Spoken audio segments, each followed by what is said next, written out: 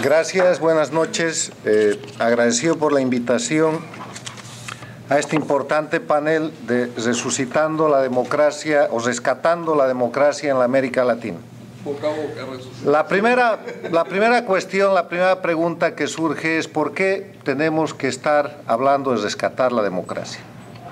Y tenemos que hablar de rescatar la democracia porque hoy en día, en el siglo XXI, a fines del año 2013, en diciembre de 2013, existen dos Américas.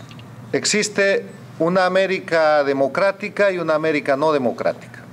Si ustedes quieren encontrar un punto de quiebre para dividir, para separar, para diferenciar a los países de América, ese punto de quiebre ya no es ideológico. Hablar de derechas y de izquierdas es un escenario cada vez más confuso en tiempos de globalización, en tiempos en los cuales los gobiernos llegan con un discurso de derecha y ejecutan medidas sociales, porque eso es lo que el pueblo necesita, o llegan con discursos de izquierda y tienen que mantener la estabilidad económica, la inversión y la apertura de mercados, porque eso es también lo que el pueblo necesita. Si vemos en América Latina, vamos a ver países democráticos como Chile, como el Uruguay, como el Perú, gobernados por gobiernos de izquierda, el propio Brasil, o que se dicen de izquierda, que sin embargo son gobiernos que respetan los principios de la democracia, que no se les ocurriría cambiar la Constitución para prorrogarse en el poder, que respetan los derechos humanos y que son países previsibles. O sea, el eje de división, el eje de confrontación para diferenciar a los países de las Américas, hoy día no es más ideológico, hoy día está fundado en los países que son democracias y los que no son democracias.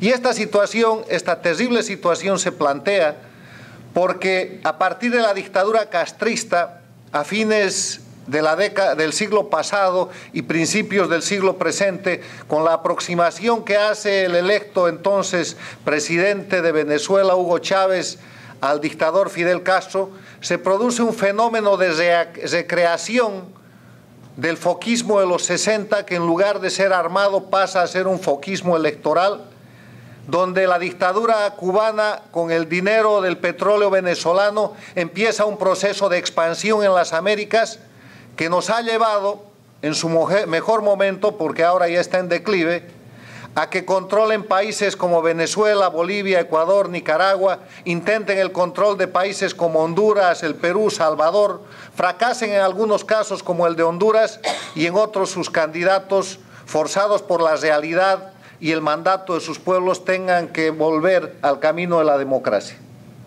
Ha llevado a que ejerzan una influencia muy importante en países como la Argentina, que ocupan una zona gris entre lo que es la democracia y la no democracia, y a que copen organismos tan importantes como la Organización de Estados Americanos, donde han impuesto un secretario general que, en vez de cumplir con la Carta de la Organización y con la Carta Democrática Interamericana, la incumplen todos los días para deteriorar y para volcarle la cara a la democracia.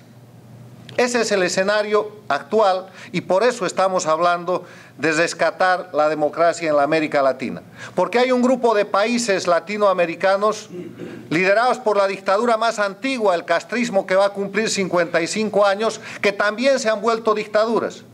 Venezuela, Bolivia, Ecuador, Nicaragua no son más democracias, como voy a demostrar en esta breve exposición, y tienen que empezar a ser llamadas por su nombre porque son las dictaduras del siglo XXI.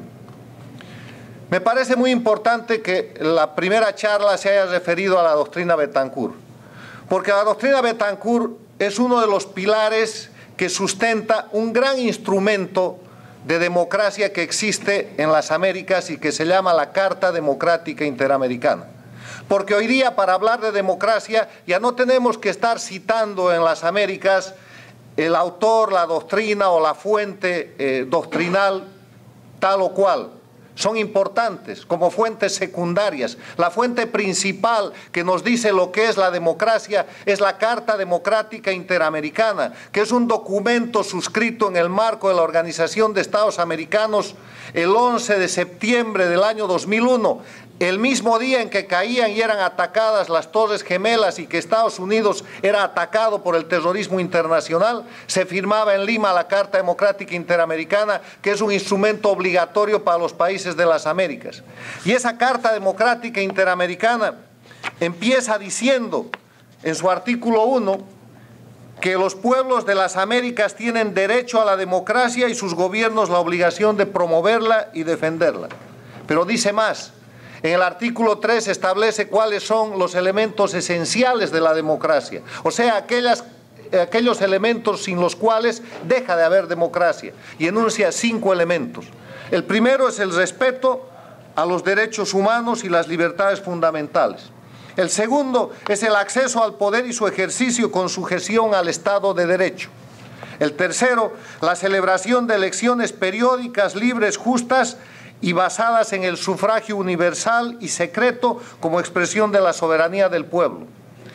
El cuarto es el régimen plural de partidos y organizaciones políticas, y el quinto elemento es la separación e independencia de los poderes públicos.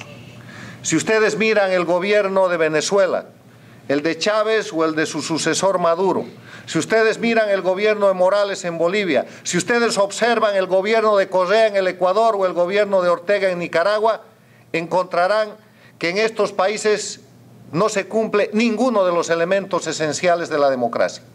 No se respetan los derechos humanos porque son países que en los últimos años han producido presos políticos, perseguidos políticos y exiliados políticos. Antes de la dictadura de Chávez, en el mundo se conocía el exilio cubano, que es un exilio por millones. Hoy día se conoce el exilio venezolano, que es un exilio por miles.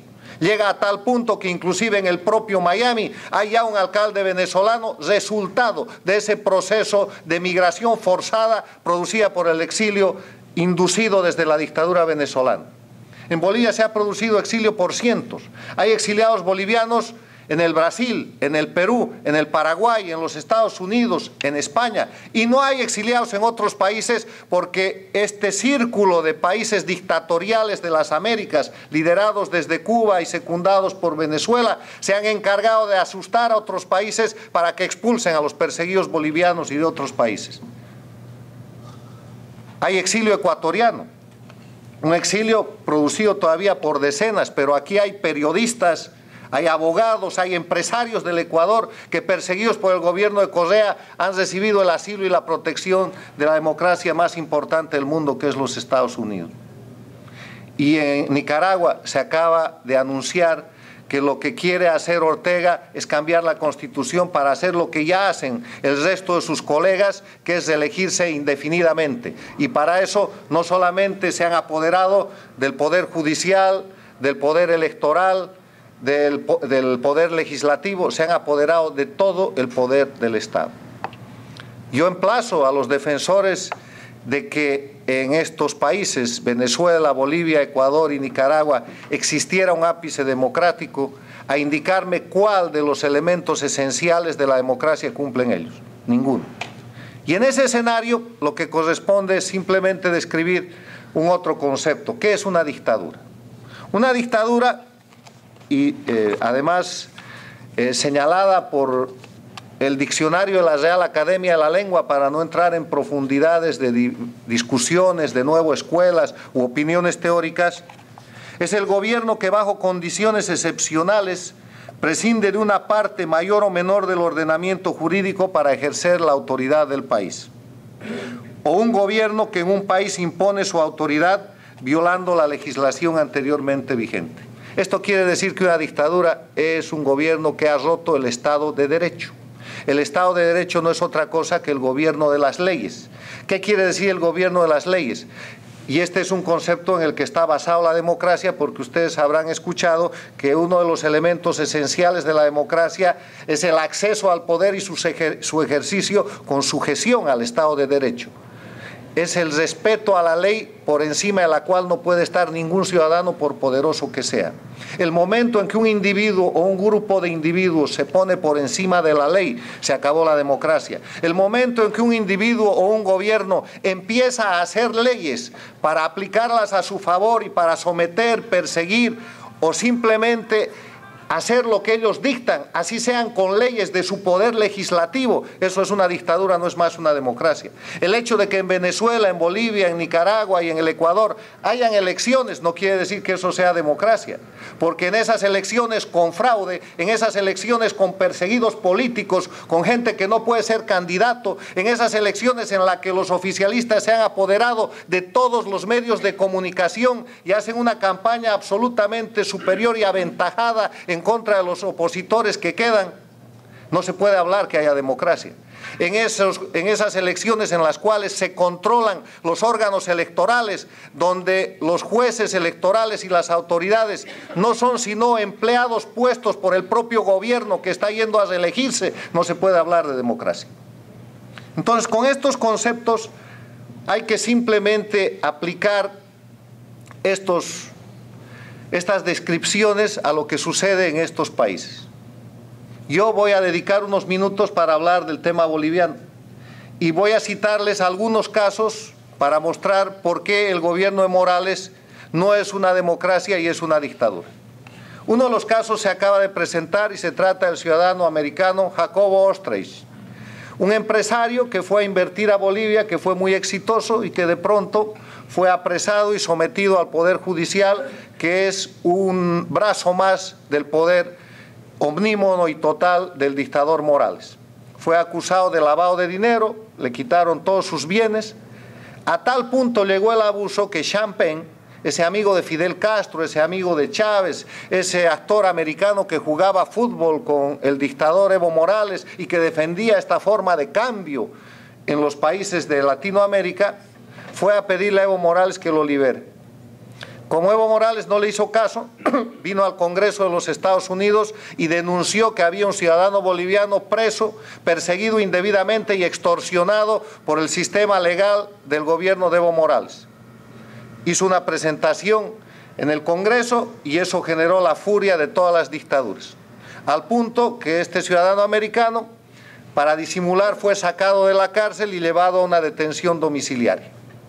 Después de más de un año de esa situación, hace 2 días se ha producido algún tipo de operación que ha sido informada hoy día a la prensa norteamericana por un congresista de Nueva York y por el propio Sean Penn.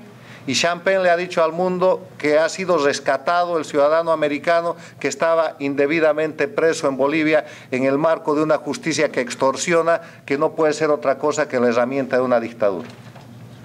Un caso concreto en el cual han tenido que acudir a mecanismos extralegales para extraer del territorio boliviano y del poder de la justicia dictatorial de Evo Morales a un americano perseguido y detenido por haber tenido éxito económico y hacer dinero. Un empresario que no tiene nada que ver con la política y que además no era nacional boliviano.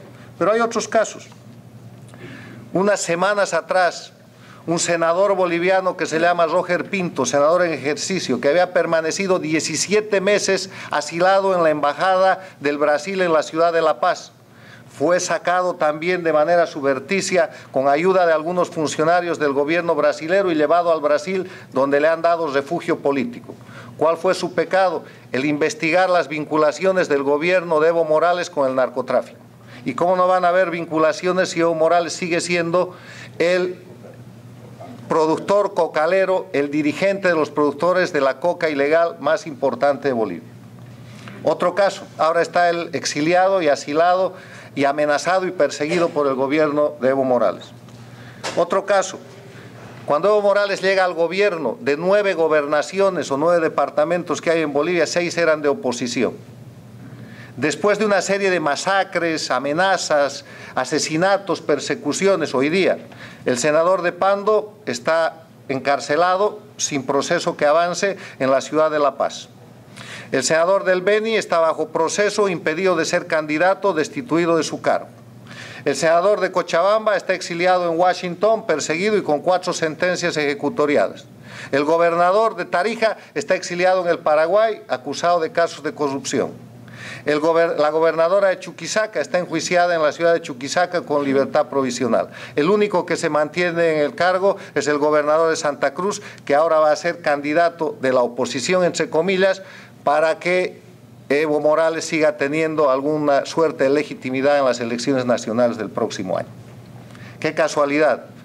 Todos los opositores, que entre ellos no eran del mismo partido político ni nada, en el exilio o en la cárcel, acusados por Evo Morales y perseguidos por el mismo aparato de justicia. Los expresidentes de Bolivia, los expresidentes de la democracia, todos enjuiciados. El presidente Sánchez Lozada, enjuiciado, perseguido por los delitos que se lo acusan del derrocamiento que le produjeron precisamente Evo Morales y sus cómplices en octubre del año 2003. Y el alto mando militar del presidente Sánchez Lozada, hoy día preso político y encarcelado con sentencia de los jueces del dictador Morales en la capital de la República, Sucre. El expresidente Quiroga, enjuiciado y encarcelado, y pese a haberle dado la constitución que Evo Morales pedía, ahora reclamando a la Organización de Estados Americanos que cumpla una garantía que había dado de que Evo Morales no se reelegía más. El expresidente Rodríguez Belcé estaba enjuiciado, pero como Evo Morales lo necesitaba para nombrarlo embajador por el tema marítimo, le ha suspendido el juicio, pero el juicio continúa contra los miembros de su alto mando militar. Hay 100 de estos ejemplos más. ¿Se puede llamar democracia a un país que se maneja así? A un país donde hay el control absoluto del poder judicial, del ejecutivo, del legislativo, del electoral, donde se controla al poder judicial como un mecanismo de represión en vez de un mecanismo de justicia. No son democracias. Y entonces, ¿qué hacer frente a esto? Porque aquí los venezolanos les pueden dar cientos de ejemplos del mismo tipo sobre Venezuela, los ecuatorianos harán lo propio, los nicaragüenses están en lo mismo. ¿Qué hacer frente a estas dictaduras? Yo tengo 5 propuestas y creo que ese es el tema sobre el que tenemos que trabajar. Lo primero es que tenemos que reconocer que hemos perdido la democracia. Hay que reconocer que cuando no hay libertad, que cuando no hay Estado de Derecho, que cuando no hay institucionalidad, aunque hayan elecciones, no hay democracia. Lo segundo es que hay que llamar a la gente que gobierna estos países por su nombre. Son dictaduras. No se pierdan en los sofismas muy importantes o en los conceptos muy valiosos para la teoría de que son regímenes autoritarios, totalitarios, déspotas. Son todo eso, pero hay que manejar la nomenclatura que se opone a la democracia y eso se llama solamente dictadura. La dictadura de Castro, la dictadura de Chávez, la dictadura de Maduro, la dictadura de Morales, la dictadura de Correa y la dictadura de Ortega. Son dictadores, no son presidentes, porque el presidente es el jefe de una república y la república tiene como elemento fundamental la periodicidad del mandato, no el gobierno indefinido en el que estos señores se han instituido. El tercer tema que propongo es recuperar la capacidad de denuncia. Hay que denunciarlos, hay que mostrar la permanente violación de los derechos humanos. Todos los días las dictaduras están violando los derechos humanos peor que las dictaduras del siglo pasado. Estas dictaduras persiguen a sus víctimas por todo el mundo. Tienen medios de comunicación transnacionales para destrozar y asesinar la reputación de la gente a la que quieren perjudicar. El otro elemento, unir la oposición. Venezuela es un gran ejemplo. Lamentablemente no se puede decir lo mismo ni de Bolivia, ni del Ecuador, ni de Nicaragua, por una razón fundamental, lo mismo que en Cuba. El gobierno hace el trabajo más eficiente para mantener la oposición dividida. La amenaza, la corrompe, la penetra, a veces la simula y de esa manera mantiene una oposición dividida para tratar de seguir simulando democracia. Y finalmente hay que despertar la solidaridad de las democracias del mundo. Yo en el último libro que he escrito, hago un mea culpa como político y exgobernante boliviano. Y es un mea culpa frente al pueblo cubano, porque cuando nosotros fuimos gobierno toleramos la dictadura de Castro. Y la toleramos porque habían razones de conveniencia política o simplemente razones de no interés. Pero al hacer esa tolerancia, nunca imaginamos que íbamos a ser víctimas de esa dictadura. Los gobiernos democráticos de hoy día tienen que saber que están amenazados por el sistema de las dictaduras de América Latina. Y tienen que saber que mantenerse en silencio es ser cómplices por el peor de los pecados, el pecado de omisión. porque las democracias no pueden coexistir con los regímenes dictatoriales y tienen que empezar a tomar una actitud como la que tomaron en la década de los 70 frente a las dictaduras del siglo XX. Y para que eso suceda, la opinión pública, todos nosotros, en nuestras comunidades, en nuestros países, en nuestras fuentes de trabajo, tenemos que llamar a los dictadores por lo que son como dictadores y tenemos que empezar a librar la primera batalla, que es la batalla de mostrar cómo violan los derechos humanos, cómo controlan el poder total, cómo tienen exilio, perseguidos, muertos y gente que está llevada a la miseria humana por el ejercicio absoluto del poder. Ese es el desafío, ese es el mensaje que yo les traigo. Conmovamos a las democracias del mundo para que se empiecen a ocupar de la recuperación democrática de un grupo de países que ya no es uno, ya no es Cuba. Son 5 las dictaduras que hoy existen en las Américas. Muchas gracias.